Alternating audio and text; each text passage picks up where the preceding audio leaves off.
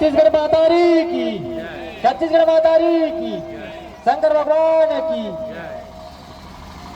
हमारे बीच में आए जवाहर छत्तीसगढ़ पार्टी के अध्यक्ष अमित भैया, छत्तीसगढ़ कांग्रेस सेना के अध्यक्ष अजय भैया और हमारे साहू भैया, सबो हमारे सेनानी मन ला प्रणाम करता हूँ, जय जोहार करता हूँ।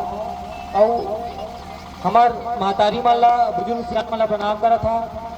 और हमारे साथी संगवारी मन ला राम राम जय जोहार। और लड़का मन ला स्नेह। और यही गाँव के लड़का मैं ज़्यादा नहीं बोला, मैं इतने कहूँ कि आपके सेवा में लगे हों और सेवा का अवसर दो। मैं सामाजिक में जुड़ के समाज सेवा भी काम करता हूँ। एक पहली किसान समिति में काम करे हूँ, तो मोर छाप है ब्लैक बोर्ड, 1 नंबर में पीला पर्ची मैं बहुमत दे के विजय बना हूँ और मोला सेवा का अवसर दूँ। ये मैं कहा, मैं ज़्यादा कुछ नहीं बोला, समय बहुत होते, कर भी वाणी विराम देता हूँ। जय छत्तीसगढ़।